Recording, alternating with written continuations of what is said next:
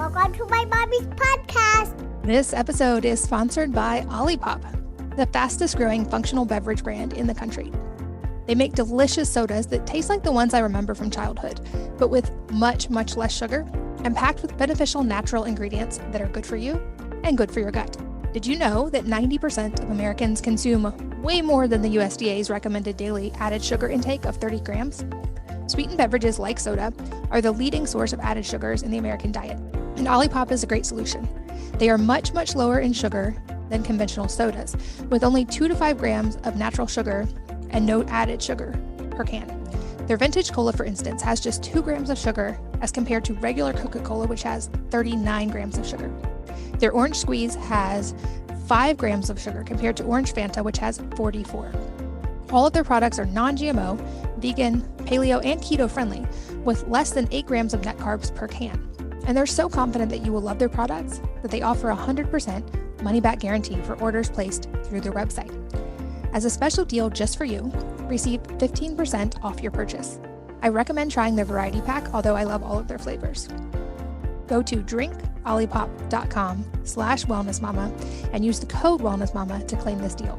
That's drinkolipop.com/wellnessmama. Olipop can also be found in over 5,000 stores across the country, including Kroger, Whole Foods, Sprouts, and more. This podcast is brought to you by Sunday for Dogs, a new staple in our house that the newest family members could tell you the most about if they could talk. Lollipop and Hemingway, our 2 family dogs, are loving this food, and they get so excited when it's time to eat now. When we got them, I knew I didn't want to feed them overly processed kibble, and homemade options were a lot of work. And Sunday has been my solution. It's the first and only that I know of human-grade, air-dried dog food, combining the nutrition and taste of all-natural human-grade foods with the ease of zero prep, ready-to-eat formulas. So Sundays is, in my opinion, the best way to feed your best friends. Sundays easier for pet owners to manage than refrigerated human-grade dog food brands, so there's no fridge, no prep, no cleanup. And unlike most human-grade dog foods, Sundays is gently air-dried and ready to eat, versus the other brands that are cooked and frozen instead. It's as simple as just scoop it into their bowl and let them eat. In a blind test, Sundays outperformed other competitors 40-0, and they contain no artificial binders, synthetic additives, or general garbage. All of their ingredients are actually easy to pronounce. We worked out a special deal just for you.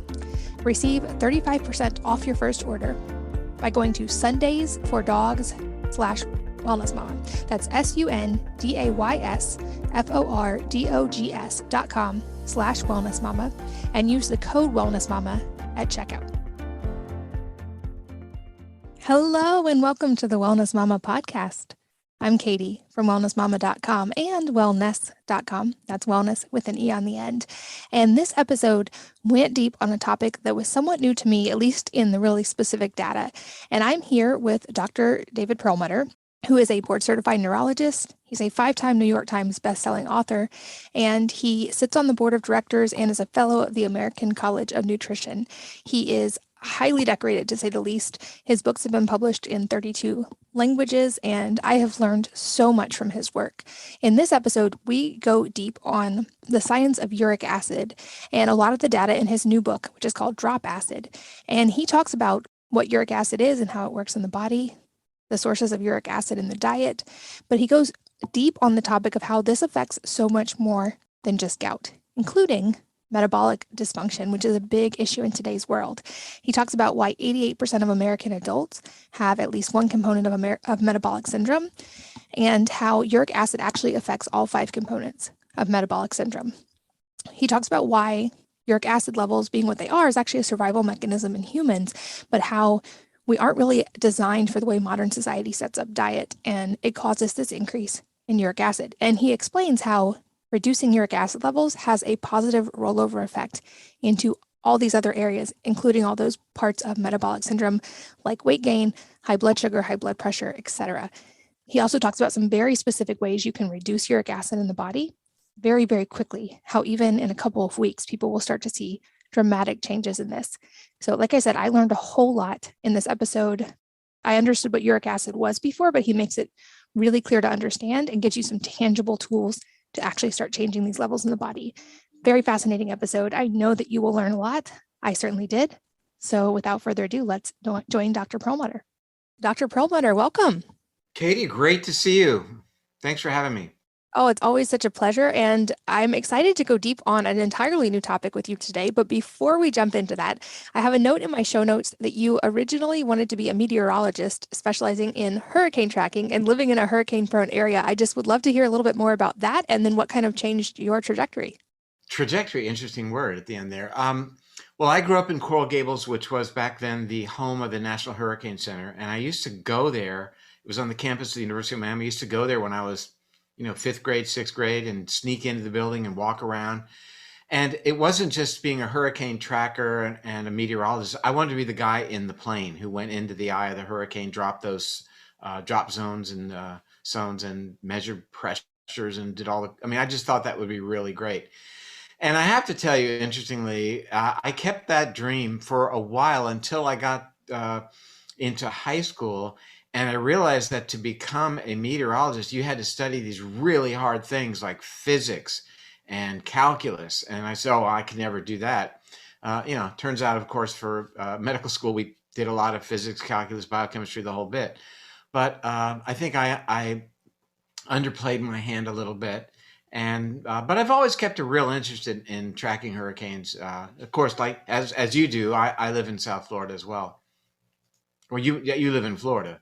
Yeah.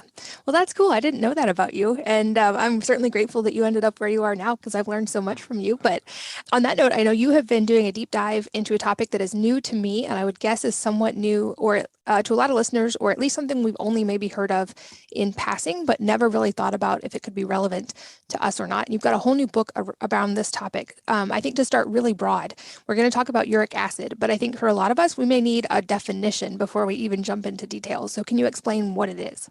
I will. So uric acid, URIC acid, is the end product of what our bodies produce when we metabolize fructose sugar, for example, alcohol, and something called purines. Purines are the breakdown product when we eat food of the DNA and the RNA contained in the foods that we eat. That's it. That's the only places that uric acid comes from. Now, we've all heard of uric acid, likely, and that would be in the context of something called gout. Gout is this disease where people get these crystals in their big toe and it's really, really painful, and was actually very common in the early 20th century and the 19th century as well. You see these graphics of men mostly suffering from gout. Their toes are swollen and they're generally overweight. And so it should tell you that maybe there's a diet component to this elevation of the uric acid that causes gout. Well, interestingly, now we know, because of really some fabulous research over the past 2 decades, that elevation of uric acid is an incredibly more important issue than just because it might give you gout. That's 4% of the American population.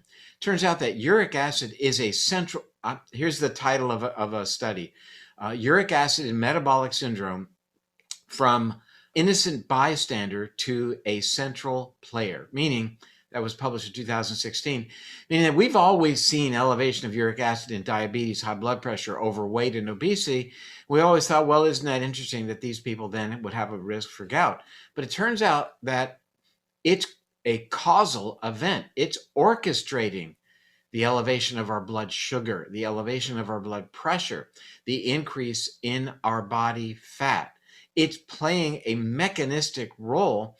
And that is, certainly a revelation because, again, this is not your grandfather's elevated uric acid causing gout anymore. This is a big, big issue because these metabolic problems are the underpin for what the World Health Organization characterizes as the #1 cause of death on our planet. And those are the chronic degenerative conditions, the type 2 diabetes, the coronary artery disease, some forms of cancer, and yes, even Alzheimer's. That's the #1 reason that people today are dying, not from a virus. So, it's the big net. It really is a big net. The exciting thing about uric acid is we can bring it down very quickly but on the front end to keep it from being manufactured and aid even in its excretion, bring it down, and finally give people a new tool in their tool chest to really gain control over their metabolism. I mean, metabolic issues are breathtaking. I just traveled yesterday. I got home from a trip to give a lecture on this topic, oddly enough. And I haven't been traveling that much over the past couple of years. And I was just astounded at what I saw in the airport in terms of, you can look at somebody and pretty well determine where they are metabolically. We know that 88% of American adults has at least one component of the metabolic syndrome. That tells us that only 1 in 8 American adults is metabolically sound, metabolically in the game. And now that we know this story about uric acid, and I think even more interesting is the history of how this was a good thing for us. This kept us alive in years gone by during our Paleolithic ancestry, and even our primate ancestors had this superpower.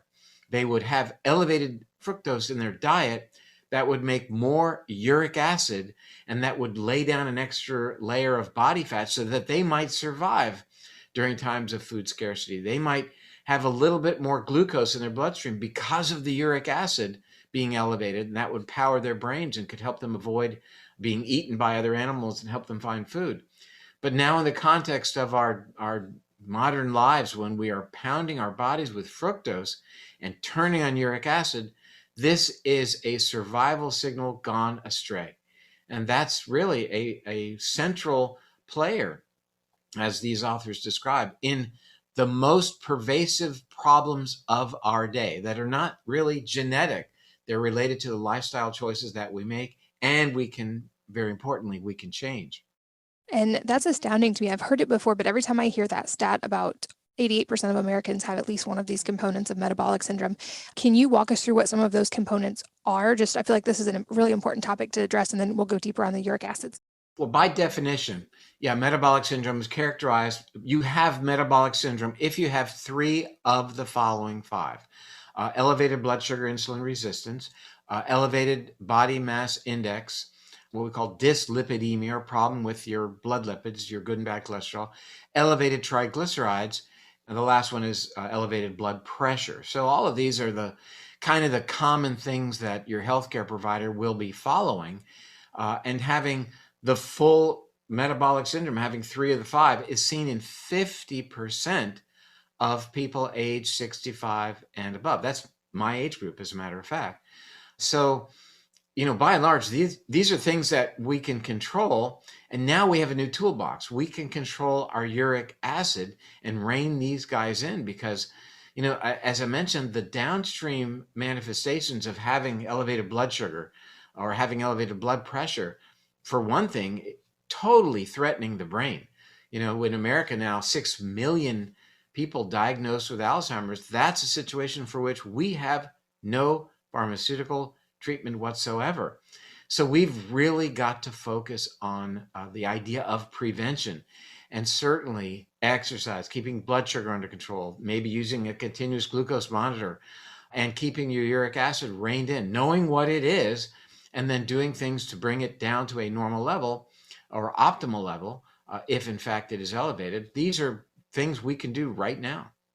And I feel like the last couple of years, there's been more and more information coming out about how those same things raise your risk of complications from pretty much every disease, as well as your risk of the big ones like heart disease and cancer, like you mentioned, and also brain issues. And you mentioned there's a causal link between uric acid and these metabolic issues. Is the reverse true as well, that by lowering uric acid, you lower these metabolic issues across the board too? You bet. And that happens extremely quickly. Research that is being carried out that looks to answer your question, and it demonstrates that you can lower blood pressure immediately by targeting uric acid. In other words, in a matter of weeks, that people can have reduced risk for metabolic syndrome. So this thing happens really quickly when you suddenly shut off the faucet, when you stop screaming at your body to prepare for winter. That's what uric acid is doing. It's saying, look, get ready for winter because you may not have food and water, and therefore we've got to raise your blood pressure so that we can still send blood to your organs, and we've got to have a reserve of fuel so that you can stay alive. And interestingly, when we burn fat as a fuel, we create 2 things. We create carbon dioxide and we create water. So storing body fat is a resource for water when we might otherwise become dehydrated. That's an incredibly powerful survival mechanism for our ancestors, right? But nowadays, there's really no reason that we need to be packing on the pounds. There's no advantage to that, only a disadvantage. Gotcha. And okay, there's several directions I want to go from here, but can you talk a little bit about uricase and how the role that mutations play in this? Because there's going to also be some personalization and individualization within this as well, right? That's right. It's a really interesting story, and that is so having a high blood sugar, insulin resistance, making excess body fat, those are great things. Those are really, really good things if you lived in Paleolithic times, you didn't know where you'd get food, or even before that, even in our primate ancestors, especially germane to our discussion, during the middle Miocene period. And for those of your viewers who aren't so familiar, that's like 14 to 18 million years ago, the world became cooler. Over about 1 million years, this presented a bit of a challenge, an environmental challenge for survival, right? And the primate ancestors that would have survived were those that had a superpower. What was a superpower? They made a little bit more fat. I'm not saying they got obese and were walking around, being very heavy, but they had just a little bit more body fat, and that allowed them to survive and then pass on whatever it was in their DNA that gave them the superpower. And what we've determined, really interesting review in the Scientific American talked about this. What we've determined is that those changes in their DNA, and there were several of them, were in the genes that made what you brought up, this uricase enzyme. Uricase, based on the name, ACE means enzyme, uric from uric acid. It's an enzyme that breaks down uric acid. We developed mutations in that uricase gene such that we didn't make it anymore. We don't do that anymore. We don't make uricase. We don't break down uric acid. That was our superpower, because our uric acid levels would raise, more body fat, higher levels of blood sugar, raise our blood pressure, hence survival. And here we are having a conversation. So that was passed on to all of us, to all human beings, to every human being alive today walking the earth. We all have the mutations in uricase, and it explains why humans have uric acid levels that are 4 to 5 times higher than the uric acid levels of other mammals.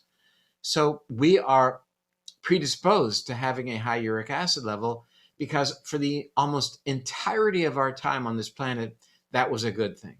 That allowed us to survive, basically, in the times of food scarcity, especially fructose. We might get some berries in the late summer, early fall, and that would powerfully signal us that winter was coming. It would change our gut bacteria. It would signal us to immediately make body fat.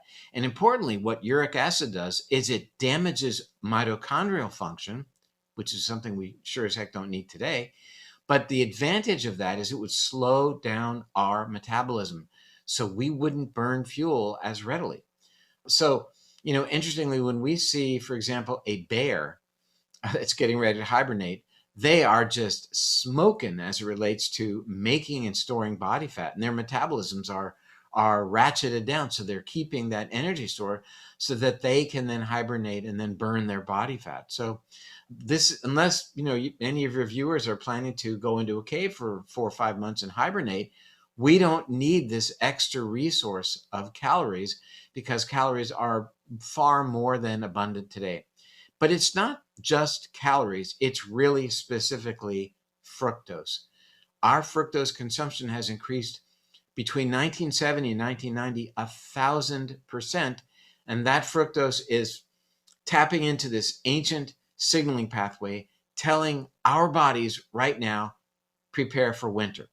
365 days a year, and the winter doesn't come. So we're laying down body fat, creating a calorie resource. We really don't need to be doing that. Look at the downsides. Our life expectancy is declining, and that decline began pre-COVID. Yes, it declined quite dramatically with COVID, but it began pre-COVID. And it's really not that we suddenly developed a genetic change, but it's because of this evolutionary environmental mismatch, that we are in our environment confronting our evolution, confronting our genome, confronting our physiology with signals that it is ill-equipped to respond to. And interestingly, in the book, you probably read this, I wrote my first paper, published my first paper on this topic, 1971, which was 51 years ago, when I was 16. And I concluded that paper by asking the question, what about us who are living with this outdated machinery? We have machinery that's geared for our ancestors, stemming from our genome. And now we're challenging it day in and day out with these influences like fructose, and telling our bodies, to do things. And the body responds. It's doing its best based on the signals that we give it in terms of the foods, for example, that we eat. That statistic about we're seeing life expectancy decline is actually the reason I got into health as well. Reading when my first child was a baby, that his generation was going to be the first in centuries to have a shorter life expectancy than their parents. And like you mentioned, we're still seeing this trend continue, which That's was right. really alarming for me. And I highly recommend the book for all of you guys listening. It is a fascinating read. And I know that there's so much more information in there than we can go into today. But when you talk about how excess uric acid is reducing mitochondrial function and leading to metabolic dysfunction, that obviously leads to the question of how do we undo this damage when we're living in a society where all of this is very abundant, because it seems almost like a magic lever when you read this book of, oh wait, this is a thing that can help with weight loss, it can help with metabolic dysfunction, it can help reduce disease risk. It becomes a big deal. So where do we start? It does become a big deal. And I'll answer that question in just a moment. But, the question many of your viewers may be thinking, I'm thinking about it right now, is why would I, as a neurologist, be involved in metabolic issues? And, for me as a neurologist, understanding that metabolic dysfunction is at the core of our most pervasive neurodegenerative conditions, that's what motivated me. And now we recognize that, it's at the the cornerstone of heart disease and kidney disease and non-alcoholic fatty liver disease. These are all manifestations of a dysfunctional metabolism. So it does indeed throw a wide net. So to answer your question, we need to do everything we can to first understand what's going on, what uric acid is doing, that it was a survival mechanism for our ancestors, but now it is killing us. And then get a sense as to where we are on the scale of our uric acid level. And then if it's high, we'll talk about in a moment what we can do. So first of all, how do you know your uric acid level? Well, the simplest thing to do is call your doctor and say, by the way, with my blood work that was done last month, 6 months ago, last year, what was my uric acid? And be prepared for the response being, well, you don't need to worry about it. You don't have gout, right? You'll hear that. Or the next answer that I also like it, I don't know if I really like it, is don't worry about it. It's in the normal range. And important because, we're smart enough to know numbers, A, and B, normal range is not so great. We want optimal. Normal these days is not really that's not our goal, to be what normal or average is. So they'll tell you that you're below 7 milligrams per deciliter, so you're fine. And as it relates to gout, that's a reasonable number if that's your only focus in wanting to know about your uric acid level, because it's above 7 that you're at increased risk for gout, and it's above 7 in the blood that uric acid begins to precipitate out and form crystals. So that's a valid number only in the context of gout. As it relates to cardiometabolic issues, we want our levels to be around 5.5 or lower. So again, call your doctor's office, say, BTW, what was my uric acid level last year?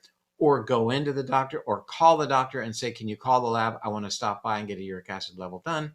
Or nowadays, which is so exciting, you can get your uric acid level done at home. You can do it yourself with a little monitor that is much like, here's what it looks like. And that's my most recent level. And this is like you did your blood sugar in the day. You put a small, tiny drop of blood on a stick that goes in the machine. And the next thing you know your uric acid level. So these are non-prescription. They're available online. Anybody can buy one. Once you know the level, then you can begin to understand how your diet and other lifestyle choices are affecting it. It's like measuring your blood sugar, knowing which foods are going to spike your blood sugar, whether you're doing your fasting glucose or using a continuous glucose monitor. So knowing uric acid is right there with fasting blood sugar, with blood pressure, with body mass index, a powerful player as it relates to metabolic health. And I know this is new material for a lot of people, not for everybody. There are some forward-thinking healthcare practitioners who've been dialed into this for a few years, but I am really excited that we're really, really early in the game in terms of understanding uric acid, and I think more importantly, just how threatening to our health fructose really is.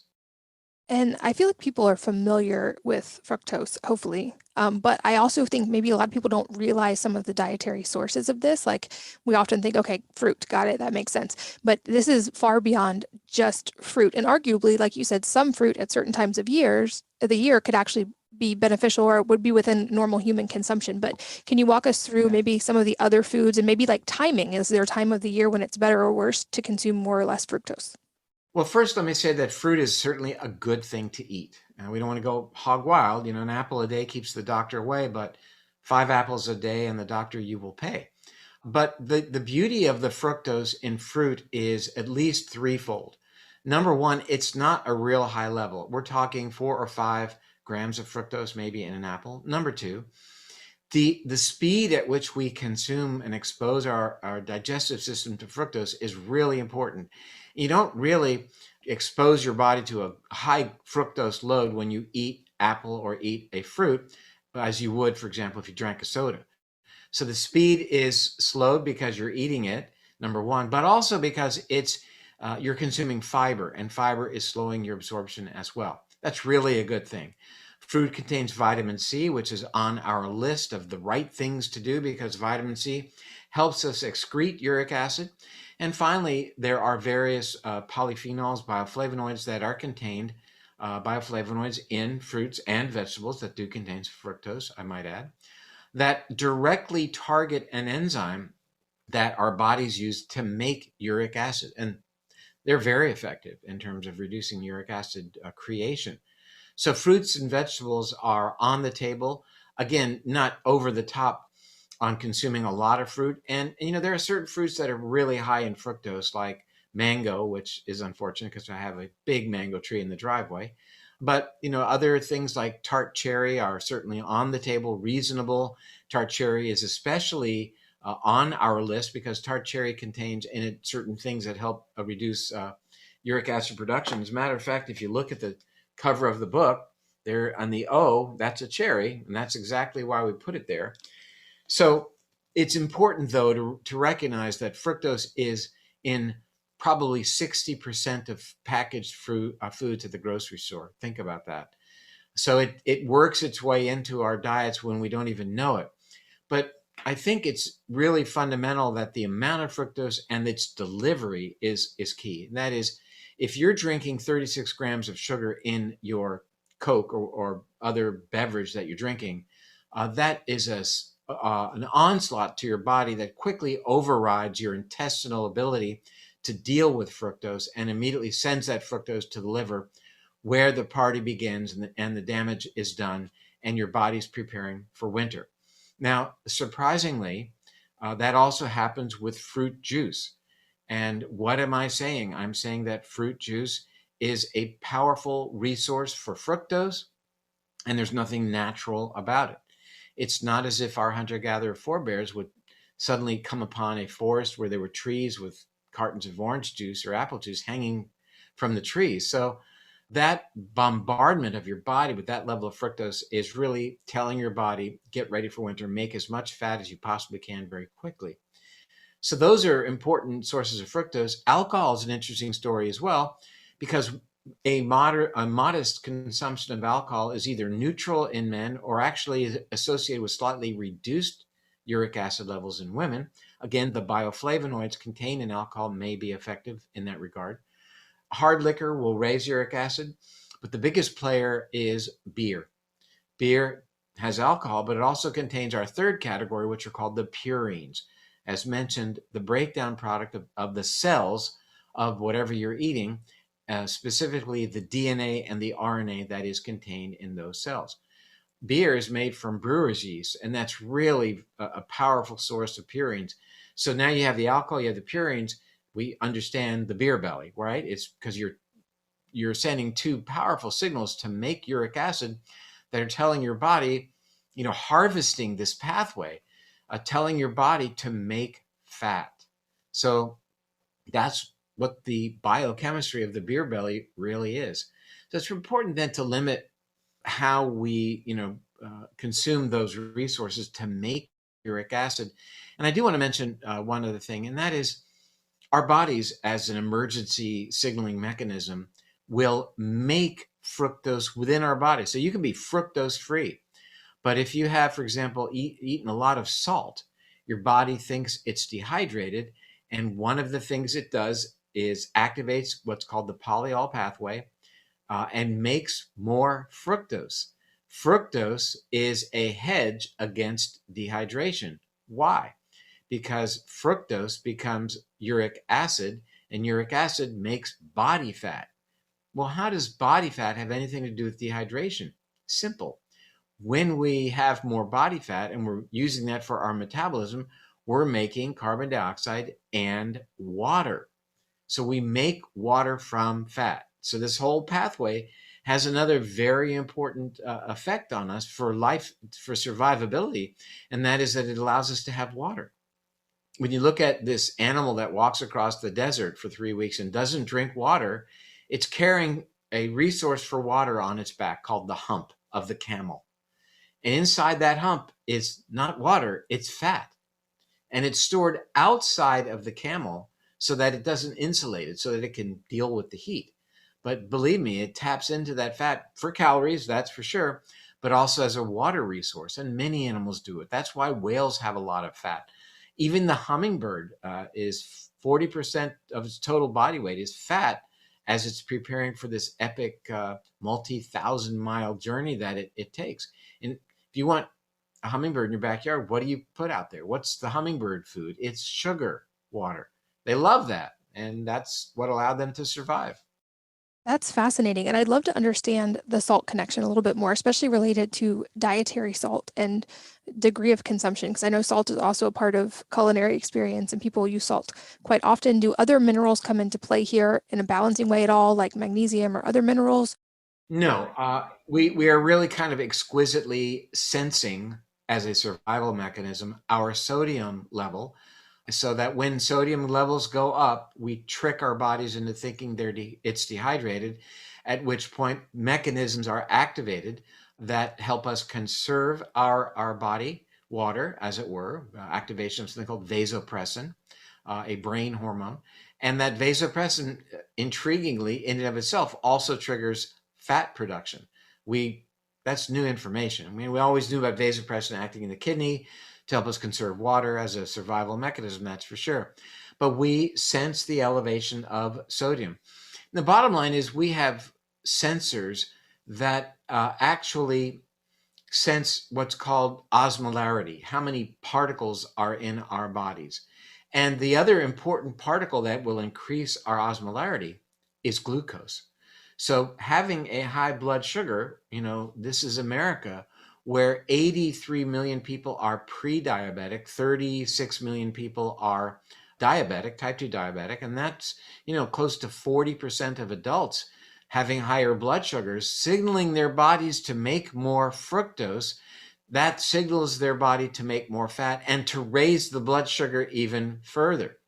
So it becomes a feed-forward pathway to make us more and more insulin resistant and fatter as a survival mechanism. That's what it's supposed to do and trying to help us. But in the face of the foods that we are eating, we are sending the wrong signals. It's really well and good to deconstruct our foods and look at them in terms of the fat calories, carb calories, protein calories, the micronutrients, macronutrients. Great. I live and breathe that stuff. But the reality is we should take a step back and look upon our foods as information. Foods inform our physiology as to what to do. Foods are changing our microbiome milieu, and that has implications in terms of our metabolism. When our consumption of sodium goes up, our bodies think it's dehydrated and subsequently make more fat. And that can be, sitting in front of the TV and eating a bag of salted pretzels. That sends a signal to your body that winter's coming because you're making more fructose, immediately activating that pathway. Now, a simple offset for that, and I don't recommend it. I don't recommend the pretzels, nor do I recommend the fact that they're salted. I mean, that's a very, highly processed carb, as it were. Blood sugar is going to go up. That drives fructose formation even more rapidly in conjunction with the sodium. But if you happen to do that because you were watching a big game or whatever, and it was wrong, drink a lot of water. That'll help keep the blood sodium lower and won't trigger this pathway. And let's be clear, this pathway leading to the production of uric acid, which then damages mitochondria, has been demonstrated to be in the human brain as well. The activation of this polyol pathway to convert glucose into fructose, into uric acid, to then damage the mitochondria. And, that's a central player in Alzheimer's, in Parkinson's, really across the board in neurodegenerative conditions.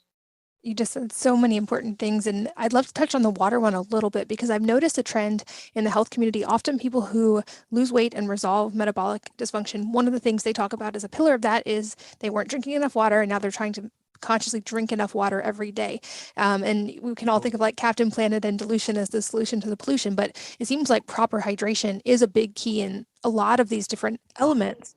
Mom was right. 8 glasses a day, whatever it was, and I gave a lecture. I gave, was it yesterday? No. Yeah, it was day before yesterday. And I said to the audience, yeah, you're going to be peeing a little bit more. You are. And there's nothing wrong with that. That's a good thing. Keeping your system able to eliminate waste products, all good. But what you said is really true, that we're just not drinking enough water. And a powerful tool to help us with this signaling pathway is to dilute down our sodium consumption by drinking more water. So you're 100% right. And then you also mentioned that these are all things that are built in survival mechanisms and that they're actually a good thing. I feel like often we are kind of consciously trying to fight our body into doing something we want it to do, but we're not working with the built-in mechanisms of our body to do that. So how do we turn this on its head? Like, what are some of the ways we can signal our body, hey, it's summer, we don't need to gain weight, we need to lose weight? And like, how do we reverse that trend? What are some of maybe the optimal guidelines?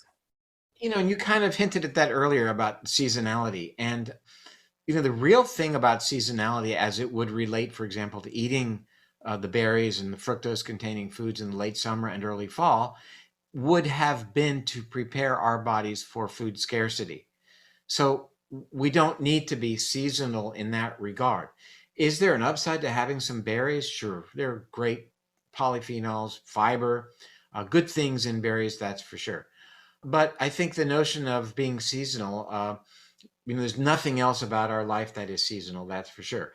We experience warm weather, we experience cold weather, and we, I think, are able to adapt to that acutely. But the notion of preparing for winter by laying down extra body fat, I think, is an interesting throwback to times gone by. We don't need to do that now. We are not going to be in food scarcity mode during the winter months, that's for sure. So there's no need for it. We don't need to raise our blood sugar to power our brains. Our blood sugars are going to be just fine. And a lot of people, as mentioned earlier, blood sugar is already elevated. That's 40% of American adults. So we don't need to trigger that pathway. We don't need to raise the blood pressure to make sure that our organs get enough blood supply. We know that high blood pressure is already an issue. In the 12 to 18-year-old group, 10% in America of 12 to 18-year-olds are suffering from hypertension. So, we don't need to do that either. All of those things, the elevation of blood pressure, blood sugar, body fat, you name it, are powerful threats to our physiology, our health, and certainly our longevity. So if you mentioned that these are things that can reverse relatively quickly, like we can start to see these levels drop relatively quickly. What does that look like, especially maybe for someone who is in that higher range, either at risk for gout or at risk for metabolic issues? How quickly can they turn that around? And maybe what are some of those really important first steps?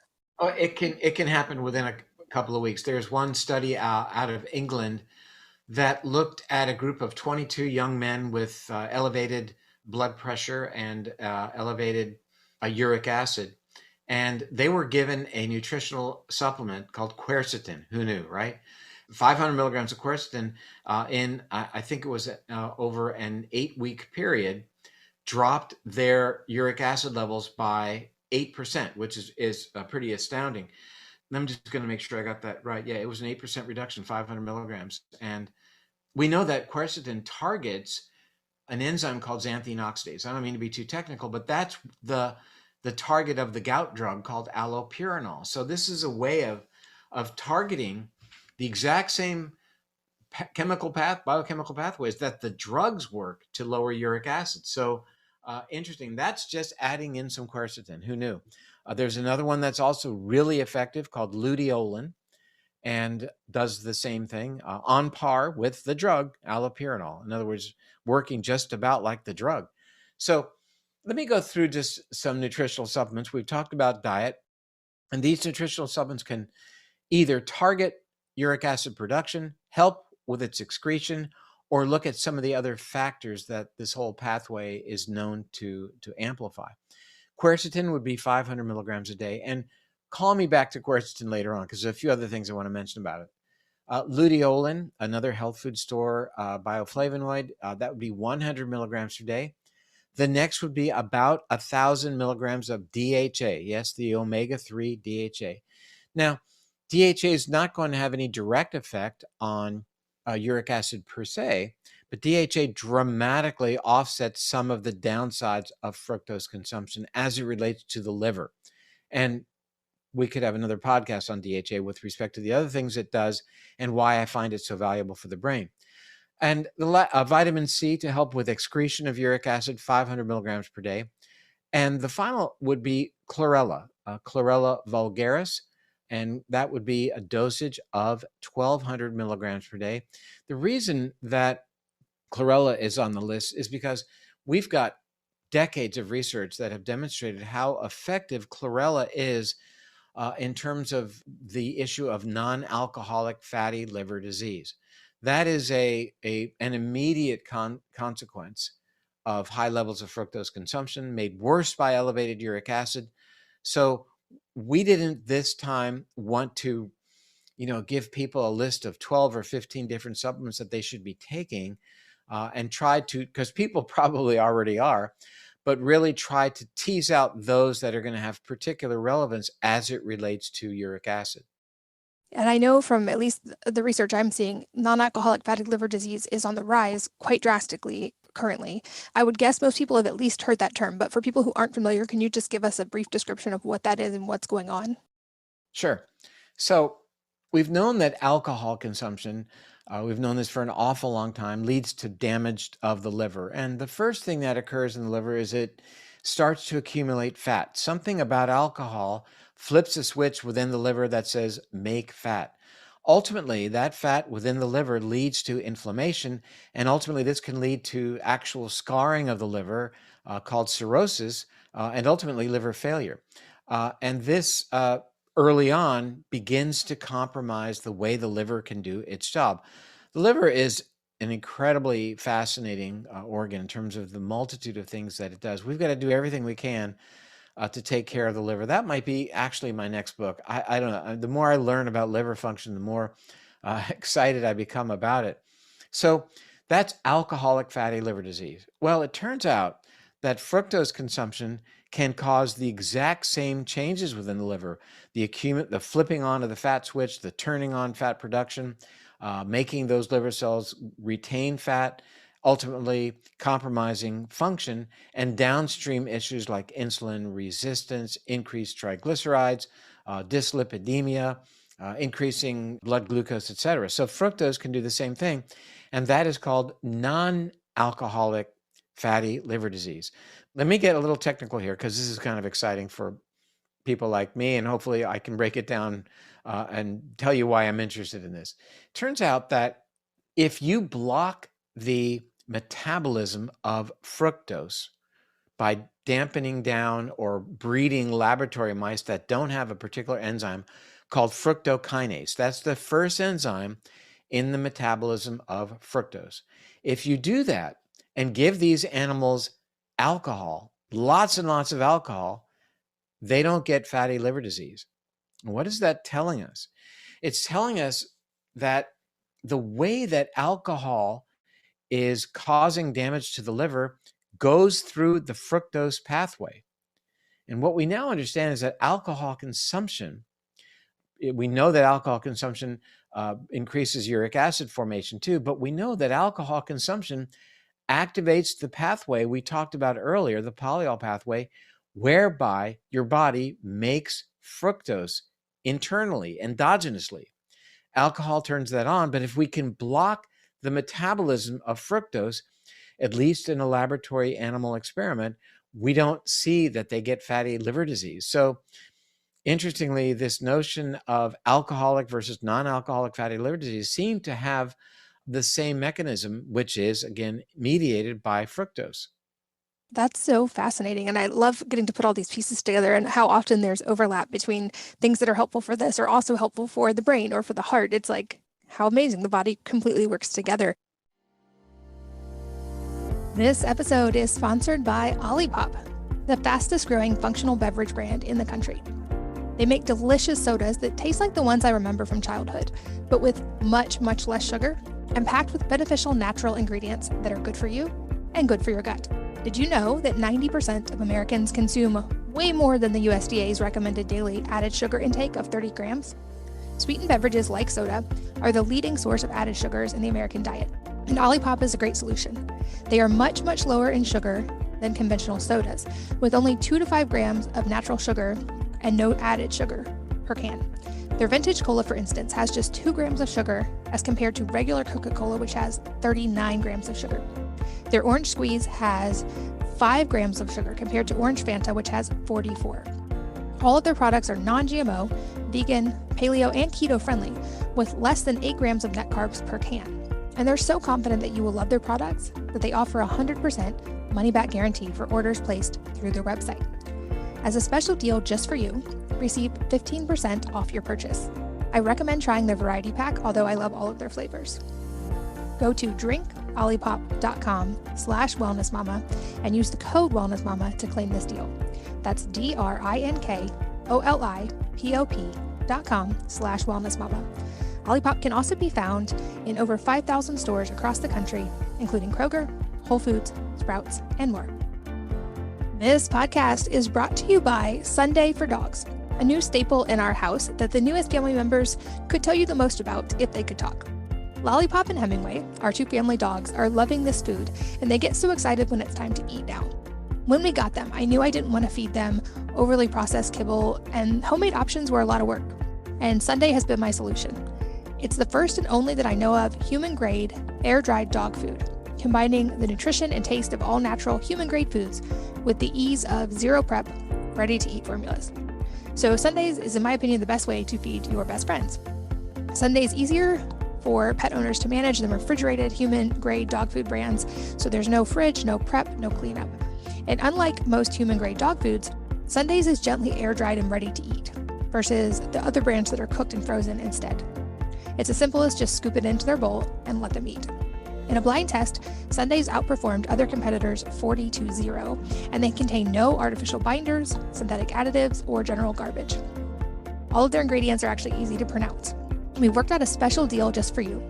Receive 35% off your first order by going to sundaysfordogs/wellnessmama. That's sundaysfordogs.com/wellnessmama and use the code wellnessmama at checkout. You mentioned, to circle back on quercetin, am I pronouncing that right, hopefully, but I wanted to hear a little bit more about that because you said to remind you about that. Sure. So quercetin is a nutritional supplement. It is a bioflavonoid. It's a health food store item, and I mentioned how incredibly effective it is in terms of reducing uric acid formation in the human body. Certainly in laboratory animals, that's for sure, but in the human body as well.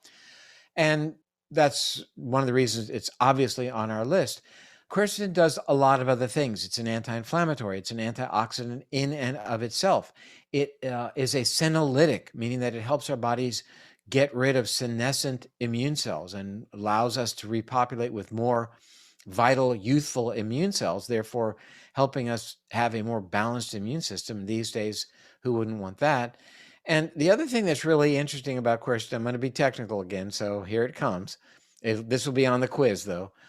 It activates a pathway called the Ampk pathway, the AMP kinase pathway. And simply stated, that is a pathway that says don't make fat, burn a lot of fat, and instructs your liver not to make more sugar, glucose specifically. It turns off when you stimulate AMP kinase, AMPK. There are a lot of YouTube videos that people can watch on this. If you stimulate AMP kinase, it shuts down a process called gluconeogenesis, forming glucose, new glucose in the body, genesis, creating it. And interestingly, one of the probably the most popular drug for diabetes is called metformin, and that's what metformin does. It stimulates this pathway, AMP kinase, that again is instructing, tells your body the hunting is good.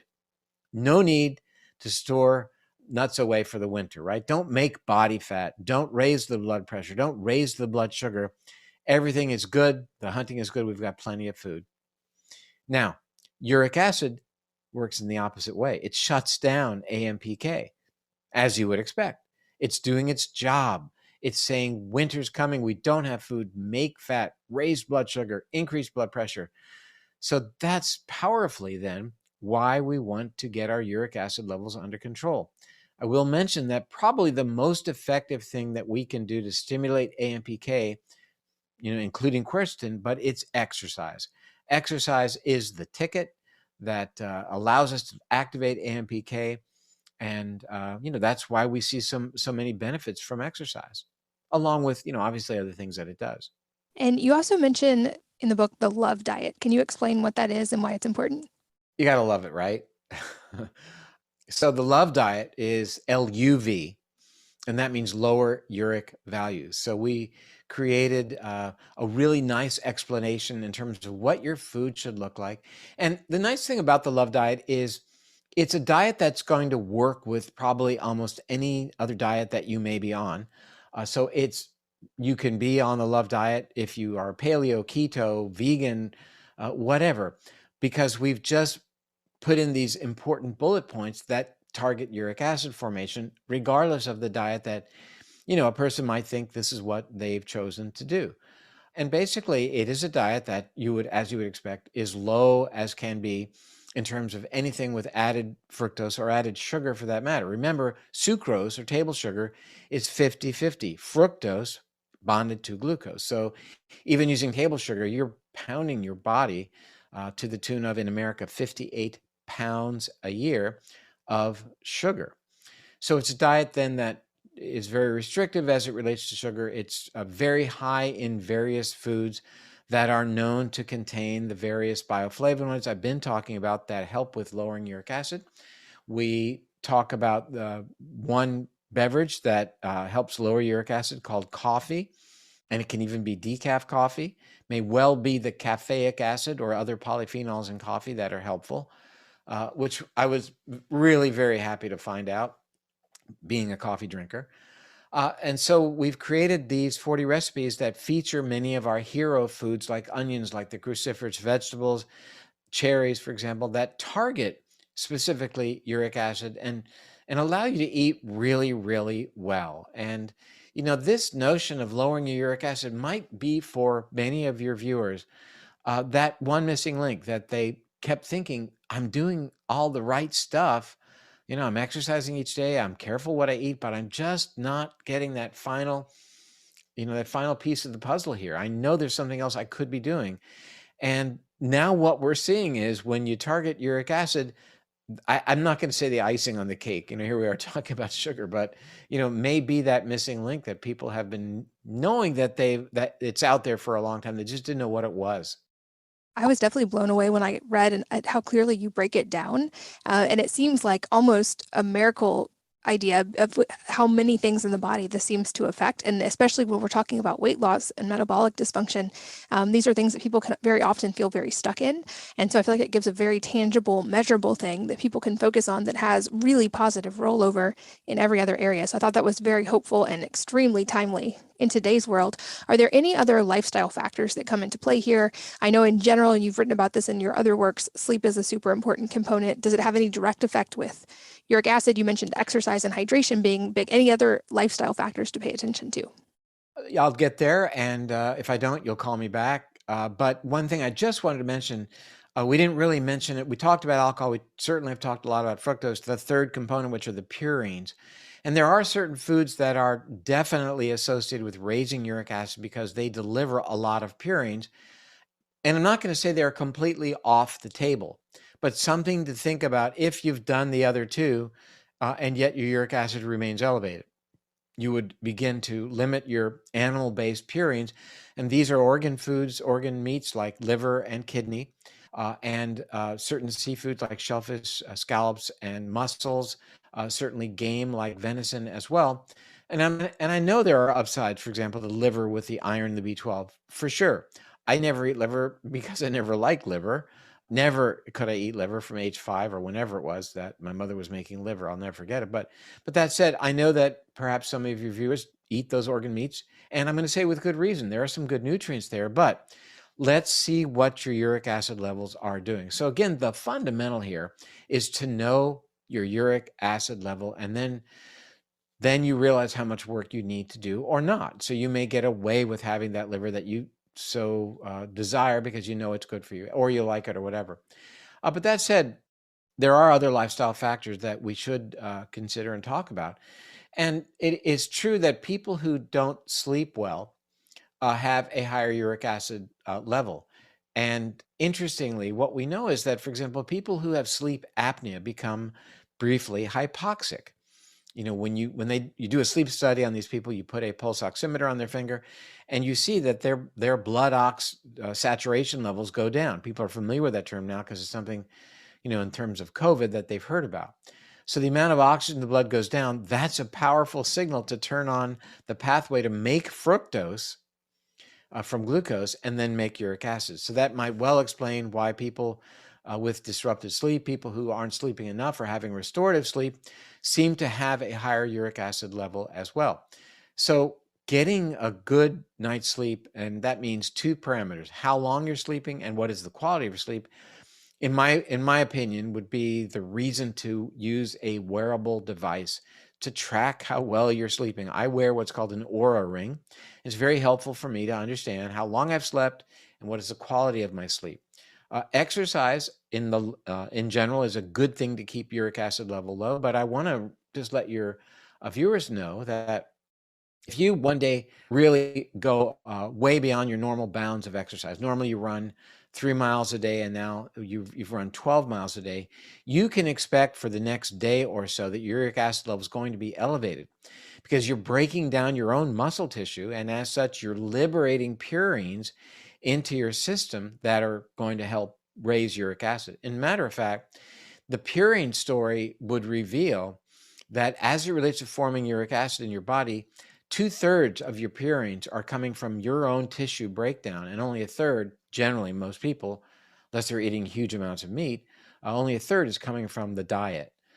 So that's, I think, very important. And as long as we're on that topic, I will say that fasting or going deeply keto for a couple of days is going to transiently raise uric acid.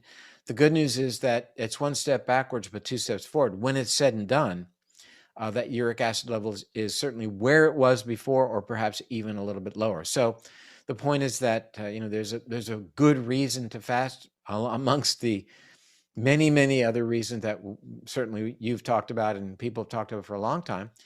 But I think that we're now hearing about the notion of time-restricted eating. And we actually dedicated a section in the book to talking about time-restricted eating, meaning the notion of compressing the time in the day that you eat. Instead of eating, all the time that you're awake, you have your breakfast at 7, you end up, having dinner at 7 or 8 o'clock at night, that you shorten that window to maybe 8 hours or 10 hours.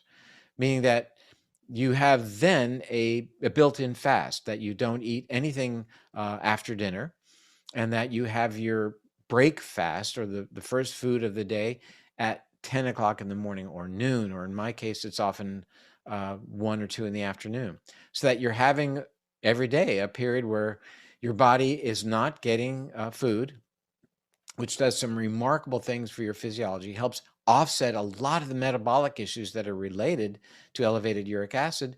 And the other thing it does is it never ceases, in my case, to make me grateful that once it's time to eat, that I have food to eat. So it does amp up that gratitude center in your brain, and I think that can't be anything but good. That's good to know about fasting. That was going to be one of my questions, because I've certainly seen benefits from fasting, and it's good to know that even though it may have a short-term effect of raising uric acid, long-term it's still a net positive. And there may not be a lot of research on this yet, but it makes me so curious because you mentioned the seasonality, and light is also such an important signaling mechanism for seasonal changes and also just 24-hour circadian biology. I'm curious, is there any component of getting natural light and it coming into play here? I know you've talked about it in relation to the brain and in other ways, but is there any connection specific to uric acid that we know of from light? I would say that anything in the body that's going to increase inflammation, and we know that when we're not aligned with circadian rhythm, as Sachin Panda has made so evident to us, that we are at risk for metabolic issues, we are at risk for weight gain, we're at risk for increased inflammation and increased production of stress hormones, etc.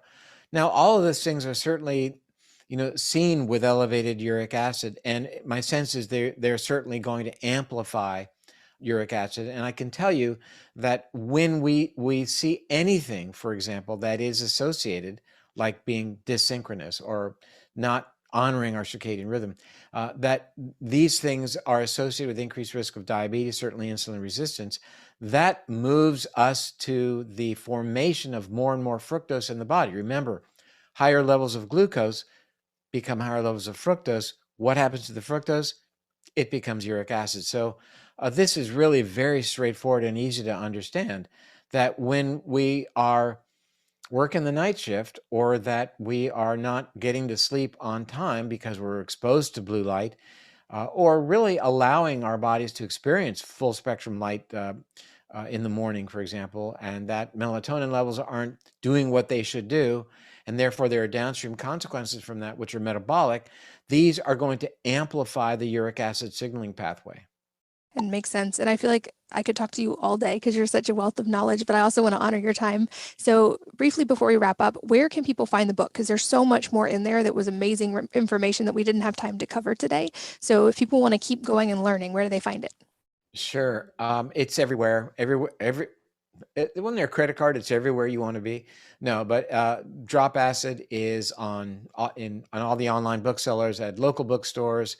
It's at the airport bookstores. It's really everywhere. If you want to learn more about it, the website is dropacidbook.com. So it's pretty straightforward. I do a lot of YouTube videos about the topic now that are really instructive. I include keynote slides, and people seem to be liking those. But again, the book would be on any of the online retailers. It's reached #1 now on Amazon in nervous system diseases. So very excited about that. And I'll include those links as well for all of you guys listening. Those will be at wellnessmama.fm. And a couple last very brief questions. The first being if there's a book or a number of books besides your own, which have influenced many other lives, but ones that have deeply influenced your life, what they are and why. Well, I think I'm going to give a very nerdy answer to this question. I mean, I think I would guess many of your guests would talk about a book that really moved them spiritually, and that certainly has happened to me. But I think the most exciting book that I have is, believe it or not, my medical school textbook of biochemistry by Stryer. I don't know if you can see it behind me, but it's that book right there, and it's always nearby. It's very, very close. And right next to it is Adams and Victor's Principles of Neurology. I mean, I know that sounds nerdy. You were probably looking for Siddhartha by Hermann Hesse and I get that, but in terms of I'm understanding biochemistry now like I never did before. And it's absolutely a revelation that, we had to learn the pathways. This becomes that. How is glucose metabolized? Sure, get it. But now I'm beginning to understand why these things are happening from a perspective of our health and physiology today, but more importantly, and certainly as you can see more excitedly, about how they evolved to be protective of us and allow our survival. So reading through and re-studying the biochemistry is it's really pretty exciting for me. And again, I get that's probably not an answer that anyone would have expected or have been looking for. Well, I'm appreciative for that answer and appreciative for you doing all that deep dive research and then converting that into easy to understand information in your own books that we can all implement easily in our own daily lives. And lastly, any parting advice for the listeners today that could be related to this or something entirely unrelated? Yeah, I would say that we live in a world where we are clearly being messaged that we should live our lives, come what may, do whatever the heck we want. And when we have a problem, that modern medical science is going to be there to take care of that problem. And that's really unfortunate because it's just not true. I mean, you see people who have high blood sugar and are taking their diabetes pills. You see people taking so-called Alzheimer's drugs that don't even work for that matter. So I think the message would be that we have to be our own stewards of our health destiny. And we can be when we are empowered by knowledge to learn what we can be doing day in and day out to keep ourselves healthy. That is, I think, a very, very important message that people can grab onto. We have tools. We know the right things to do. I mean, you've been talking about this information for an awful long time. It just takes doing it. And again, don't feel that it's okay to fall back and let your doctor handle it. They're not the arbiters of your health destiny. You are. Well, I think that's a perfect place to wrap up, and you give some very actionable information related to that in the book. Definitely highly recommend it for all of you listening. Very fun read and so much information. Dr. Perlmutter, I'm so grateful for your time today. It's always such a pleasure to talk to you. Katie, great to see you again. The last time we saw each other, I think, was in Austin, wasn't it? It was, yeah. Right? At the after dinner thing, after the event at the dinner, I think that we took a bus to. Anyway, great to see you again. You as well. Thank you so much for your time. You bet. And thanks as always to all of you for listening and sharing your most valuable resources, your time, your energy, and your attention with us today. We're both so grateful that you did, and I hope that you will join me again on the next episode of the Wellness Mama podcast. If you're enjoying these interviews, would you please take 2 minutes to leave a rating or review on iTunes for me? Doing this helps more people to find the podcast, which means even more moms and families can benefit from the information. I really appreciate your time, and thanks as always for listening.